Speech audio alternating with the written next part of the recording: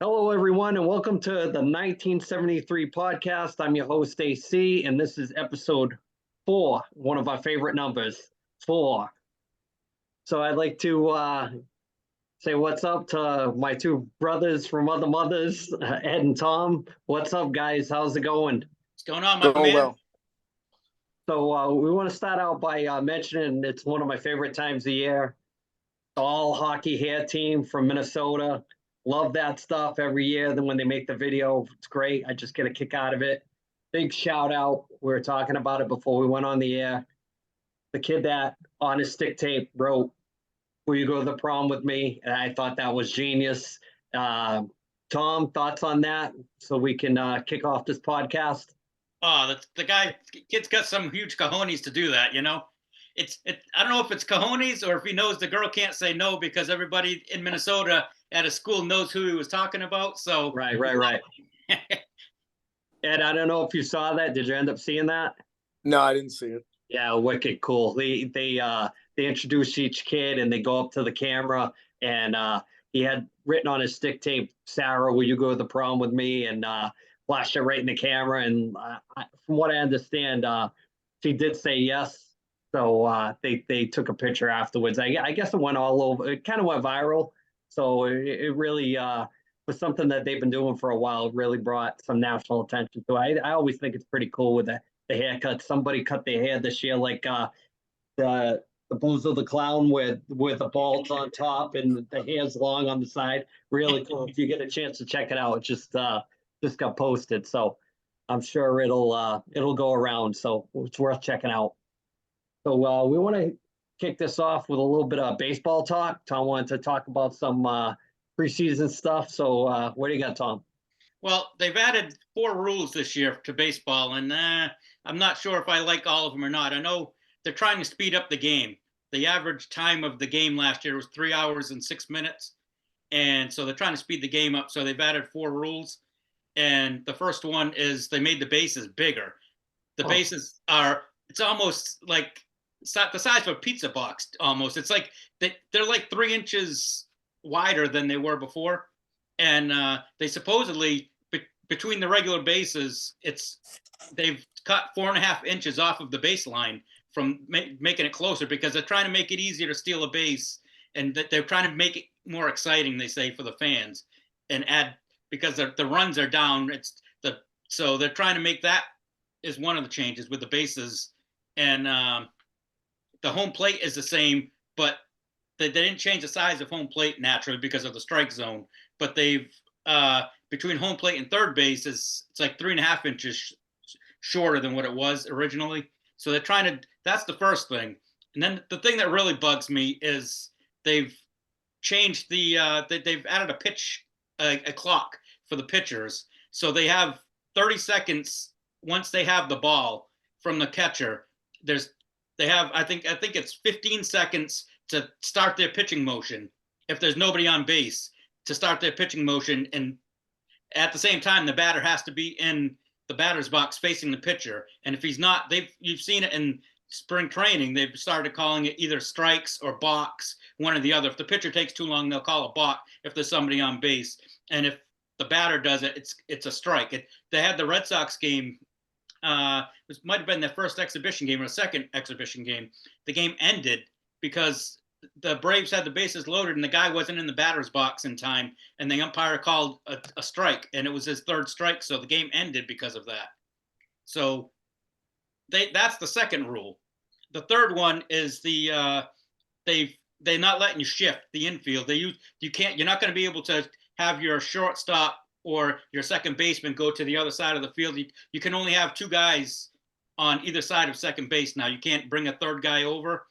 So they're trying to sorry about that. They're trying to help the offense because batting averages. Nobody's hitting anymore. The average batting average last year in baseball was 243. So they're trying to speed up. Trying to make it better for the fans. And I don't know. I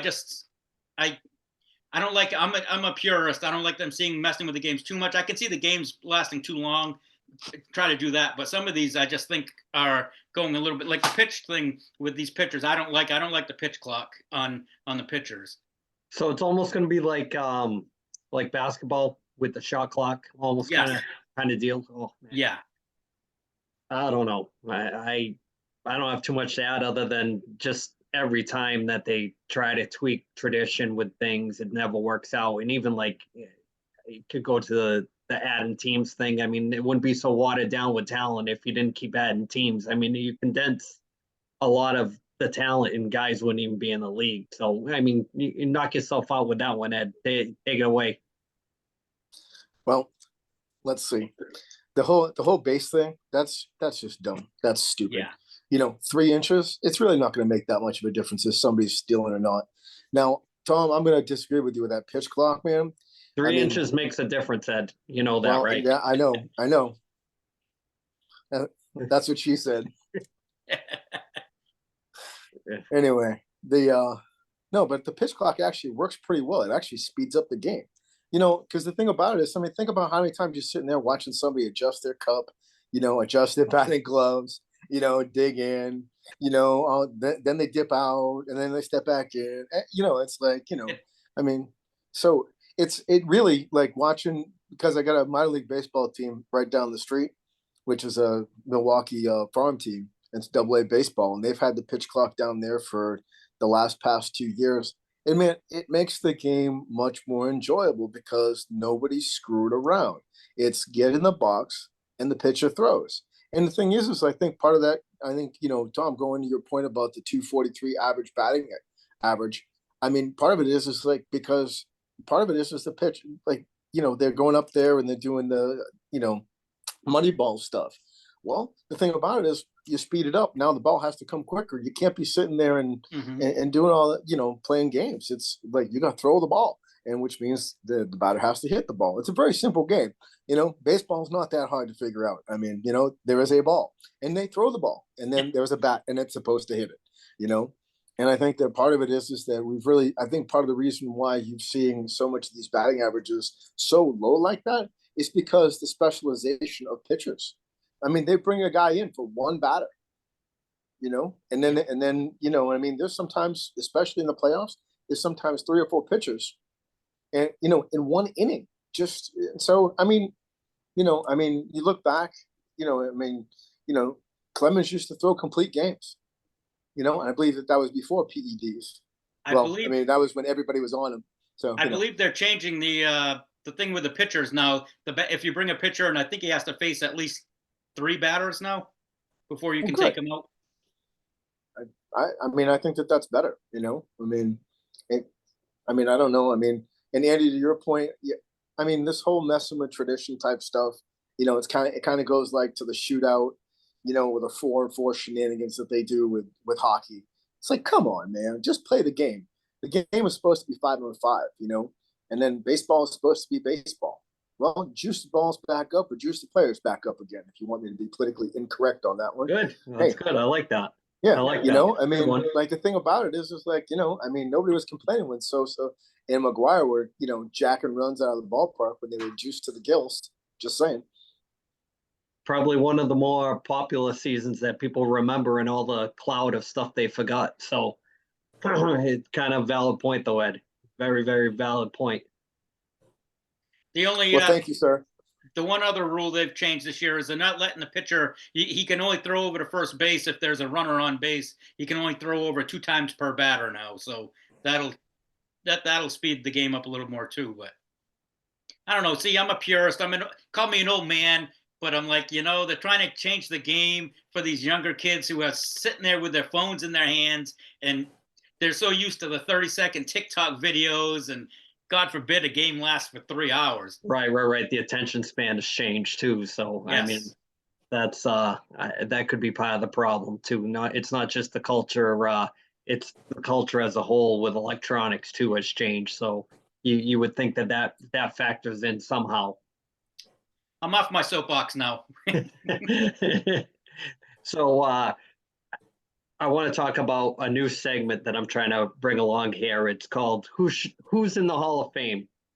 And every once in a while we get in a conversation with a friend of ours who shall remain nameless, who always loves this subject because if he had his way, there'd be like 5 guys in the Hall of Fame. So, with that being said, on the road to WrestleMania every year, what they've been trying to do recently over the last, I don't know, maybe 10 years or so, is they'll release names going into the WrestleMania for the night before with the Hall of Fame, and it's a thing. So they usually announce usually a big name to start it off, and we're going to start the first segment off, and we're going to talk about this guy. It's Rey Mysterio.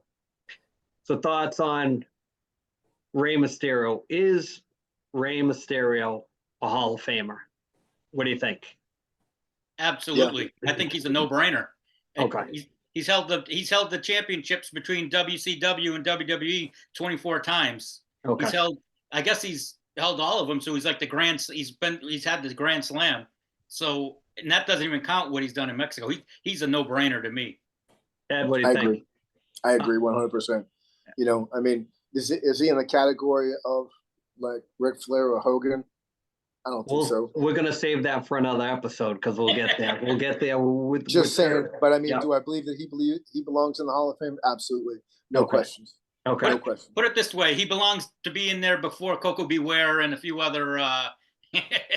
I always say, for my measuring stick, being a purist with that stuff, Coco Beware, Johnny Rods in the Hall of Fame. That's your measuring stick. I mean, let's not get into the political side of it, of how they have to induct certain people every year and to meet a demographic.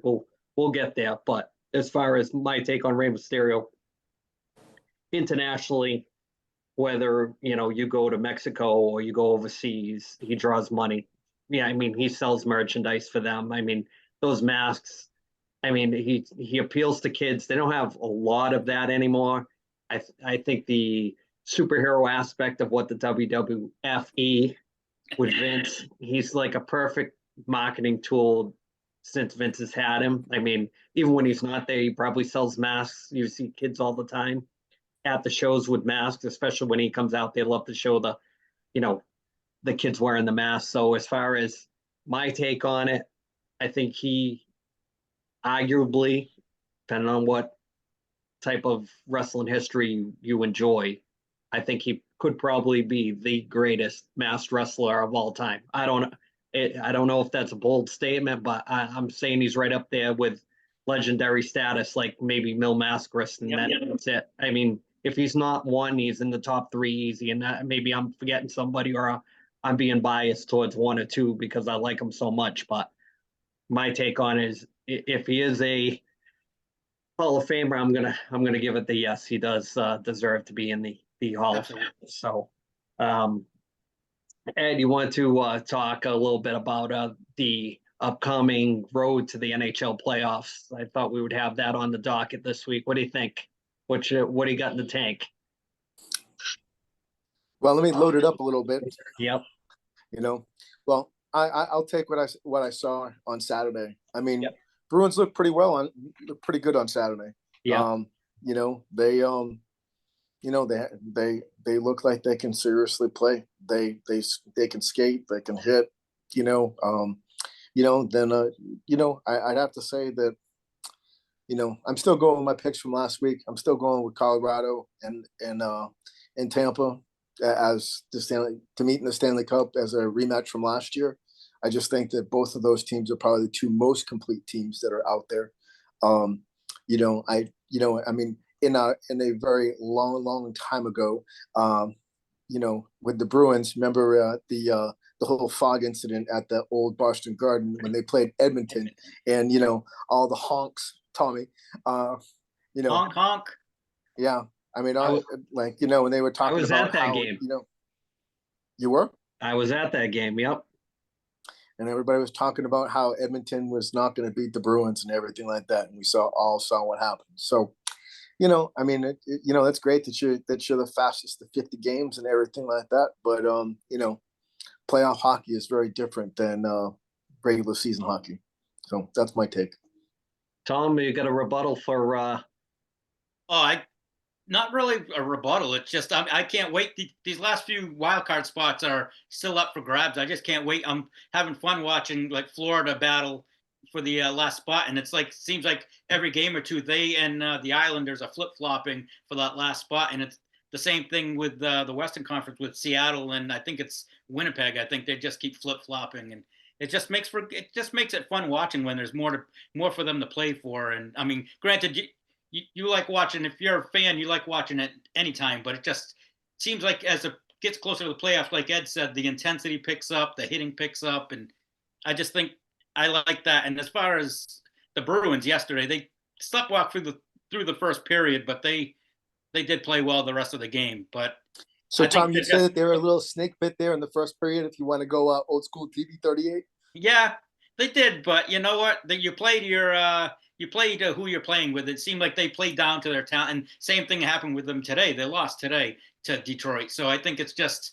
one of those things. They played down to the talent, and I think I think Montgomery's going to start resting guys more over the next couple of weeks. Well, they definitely don't need the points at all. You know what I mean? They can actually, if he was smart, they would try to rest some of the guys just, for the sake of not burning them out or whatever, and maybe go that route. Who knows? I mean, that President Trophy curse is brutal. It's absolutely brutal. I don't want to see them go after the record. I know all the Pink Hats are dying for them to break the record. I don't want to see them. I'd rather see them rest these guys and keep them healthy for the playoffs. You've already seen Foligno and Hall get hurt, so you don't want anyone else getting hurt down the line. Right. Yeah, it tends to kind of be seasonal around here. With it's lousy because you go in the store and you see no Bruin stuff, but yet if they won, you would see a ton of stuff. I mean, you walk through a Target, a Walmart, you see hardly any Bruin stuff. Mm-hmm. But all of a sudden, if they were to win the Eastern Conference, you would see T-shirts all of a sudden. If it just bothers me how it's so seasonal around here with that stuff. It's crazy. It's absolutely. And I mean, it sucks for you too, Ed, because down there, I'm sure to find something hockey related for apparel must be like ridiculous. Well, NHL wise, yeah, for sure. Yeah, NHL wise, it's exciting to watch. I mean, and even the Western Conference, the top spot still pretty much up for grabs with who is that? I think it's Vancouver and Dallas. I think it is, and I don't know. Colorado might be up there. I really haven't paid too much attention. They're like in third place. Yeah, I was hoping same that thing with Tampa too. I was hoping that Ottawa would sneak in one of those wild card spots. I really thought they were fun to watch. Plus, having Giroux on the team too, and they just got Chychrun, so I was hoping they would make a little bit of noise. Over do the next couple of years, they in Buffalo are going to be. They're up and coming. They got some good young talent on both those teams. That they're good. The East is going to get tougher. I mean, as tough as it is right now, it's going to get more tough to make the playoffs with those teams getting better. Yeah. Speaking of the next couple of years, let's bring up another subject. Let's see. I want Tom's take on this. Danny Briere in, Fletcher out. What do you think? I like it. To be honest with you, I think they need, instead of just regurgitating all these guys from other organizations, like give somebody a chance you need a fresh set of perspective for these guys, for the team, for the outlook of the team. I like it. And he is a Flyers guy. Well, we'll put that out there, Flyer guy. Now, I'd like to see them go in a different direction I'm not a big Tortorella fan. I mean, don't get me wrong. He's awesome to listen to, but he's just come on. He's not a guy for a young team like that. They need a younger coach. Tortorella's going to scare the crap out of these guys, and they're going to be afraid to make a mistake. That's what young players need. God, kinder, gentler coaching. What the hell is that? So the thing I was hoping for this year, but I mean, not that I'm not happy that they got Tortorella out of the guys that were available, but I wanted Rick Tocchet, because if the Briere thing had happened too, now you would have had two former Flyer guys involved, and I heard that there's some buzz that they were going to make either Pronger or Lindros in charge of not the president, but high up there on the food chain. And why not? You got to get that vibe back that Ed Snyder had with the Flyers, and it's gone. You mean you listen to a lot of other podcasts, whether it's Spittin' Chicklets or Nasty Knuckles, one of the, they always talk about how the culture's changed since, Ed Snyder passed away. And I think they need to get back to that. I think they, when the Rangers traded Ryan Reeves, I wish he had gone to Philly just for that toughness. I mean, if you're going to lose, you might as well go back to like 1968 where you're losing, but you're kicking everybody's ass doing it. So they need to go back to something like that, some identity of how things used to be, and then kind of go from there. But yeah, but your boyfriend would never let that happen, though. I know, tough. It's definitely tough. Fletcher sealed his fate, I think, with the ownership when he didn't trade JVR at the deadline. Right. He was their biggest chip to trade. So he said that he has an app for trades. And what does he go on EA Hockey, NHL 2023 and try to put the trade in and see if it goes through, and then he shoots the team a trade? I don't know if I don't know. I would have liked to have seen Giroux finish his career there. I wonder if Bria had been there sooner, if they would have kept him. He was close to. He didn't want to leave. They just talked to him about leaving, and then he, suddenly gave some choices of where he wanted to go. Hoping to get onto Florida for that Cup run that they had, and it kind of fizzled out. His other choice was Colorado, so he picked wrong. Now he's back home in Ottawa. So, it's the same thing we talk about. I think we've consistently hit on that for all 4 podcasts already, that it's just so bad the way they do things now with, pro sports, especially the hockey, where there's no tradition anymore. They want you to buy the tradition, buy the T-shirt that says established in 1926 or established in 1960, but you don't act like it. You know what I mean? You don't go with your fan base. You don't know your fan base. I really don't think they know the fan base anymore. But that's go ahead. Fletcher lost it. Another thing that killed Fletcher is that game, 2 weeks ago, when there was probably twice as many Ranger fans in the crowd in Philadelphia for that game. That was embarrassing. That is an all-time low for them, because I know for a fact that that's never happened before. You would watch the Flyers on the road and you would hear the "Let's Go Flyers" chants from opposing buildings. That they have a national fan base like the Bruins do. They're one of those teams that when they go on the road, almost every place that has some kind of history to it, there's Flyers fans there, a group of them. And every once in a while, you'll hear the "Let's Go Flyers" chants in an opposing building. So they need to get back to that. They need that identity. They're not exciting to watch. Even when they were bad, they were good back in the day. And they need to get back to that. If they're going to lose, at least take some names, pull a Doug Glatt, grab somebody and do something, Put a stick in their side, let them know that they're there. Yeah, definitely. Gotta go old school with some of that stuff. Didn't D'Angelo? Wasn't he just saying? Didn't you do that, Ed, a couple of weeks ago? Come on. He did do that. He said hello. He got suspended for it. Did we talk about that last week with the spear? No. Nope. Well, it happened to Corey Perry, and you know how Corey Perry is. He's not known for being a cream puff by any means. So there must have been some kind of banter all game, and the hockey coverage is lousy. They'll never give the whole story, like the Brashear Marty McSorley stick incident. It's always the after effect. They never tell you what the lead up to it was. But bad storytelling. Yeah, bad storytelling from get go. But the scrum in front of the net, and D'Angelo came through the pile and stuck his stick. I think he got him right in the chones. Just check and make sure he had his cup. Make sure it was adjusted. That's all. Cup check. Yep. It's a cup check. That's all it was. Old school cup check. Yeah, cup check.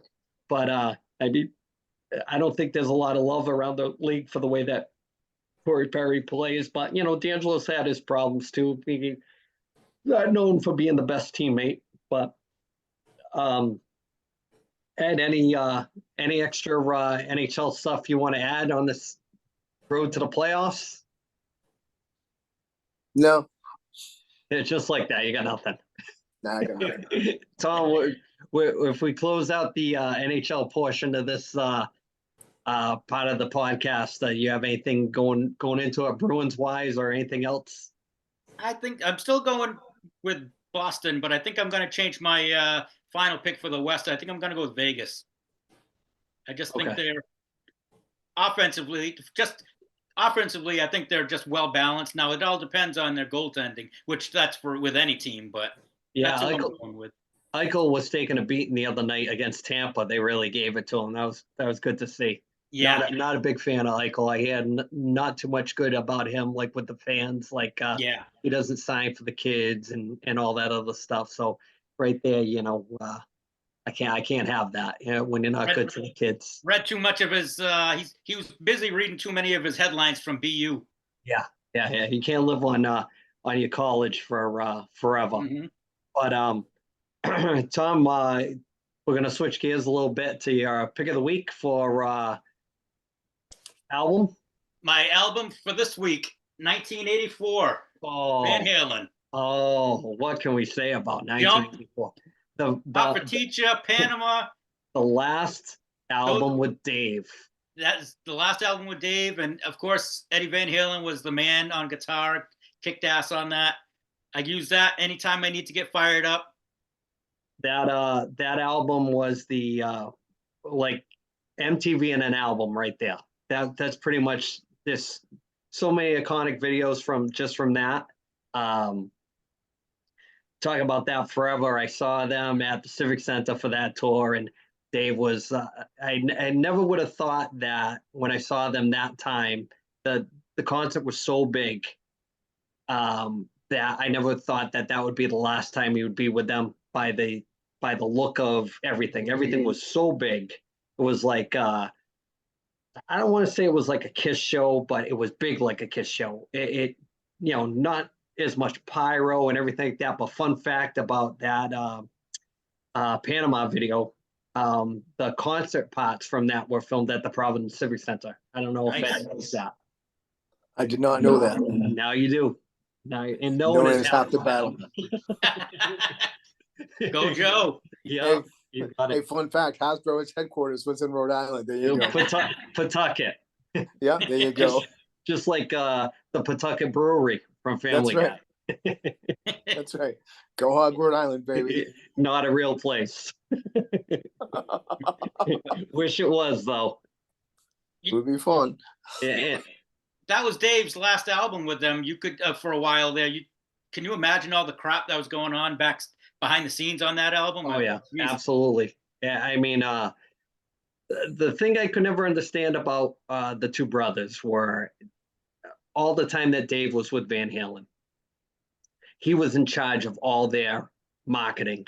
So every T-shirt from '84 back, every album cover, they didn't want to have nothing to do with that. And part of Dave's appeal with getting along with those guys was he wasn't so much the music guy, which you probably know, but he was all about promoting their image. He was the interview guy, so Good everything. self-promoter. Yeah. Yeah. I mean, he was put him in front of a microphone, man, and he put on a hell of a show. Oh yeah, You know? even like the interviews, like he would do with like MTV, like with Martha Quinn and all that stuff. Yeah. He really embraced. He was like perfect for MTV at the time. Yes, he was. The first video that they made actually for MTV was one album back, Pretty Woman. It was like a world premiere video for them, and it was like I think it was extra time at the time, like how Thriller was for Michael Jackson, but it was like their first big premiere video, and they were the first ones to do it. So credit to them because they kind of embraced that whole MTV thing when a lot of bands were kind of not really big on the MTV thing. But he came along at the right time then they had a perfect marriage. Well, until he left, and then his solo career was what it was. So thoughts on Come on, Skyscraper was a good album. Eat 'em a Smile, I think was better. we can debate that one. Just like Living in Paradise. Yeah. But Just a gigolo, baby. Yeah, that Dave's couple knockoff cover songs there to get the solo career started. They were pretty But good. they played the hell out of it on MTV though. Well, it was perfect for it. I mean, it was Yeah, it was. perfect for it. You know, Yeah. he knew his audience, and he knew Certainly. how to ham it up. Nobody hams it up better than him. I would have to say, for arguably one of the, I don't know, maybe as far as showmanship, he's got to be right up there. Ed, what do you think? I can't disagree with you on that one, man. I mean, he just put on such a great show. You Yeah. know, I mean, you put a microphone in front of Dave. I mean, it went from 0 to 100 really quick. You know, Well, and he there's not back then. People will never understand this, but he's got assless chaps on in a video for Yankee Rose, and all regular guys are going, "Hey, that guy's pretty cool," but he's got his Right. ass hanging out. It was a different time, right? Just Yeah, it totally was. totally different. I mean, Yeah. you go into the Rob Halford thing. I mean, how people didn't even know Yeah, they what was didn't. going on with him, but Right. they thought Judas Priest was like the They're baddest of awesome. the Yeah. bad, right? Yeah. It was like them and Iron Maiden at the time. They were Yeah. like the new wave of British heavy metal. It was those Yeah. two. British metal. Yeah, for sure.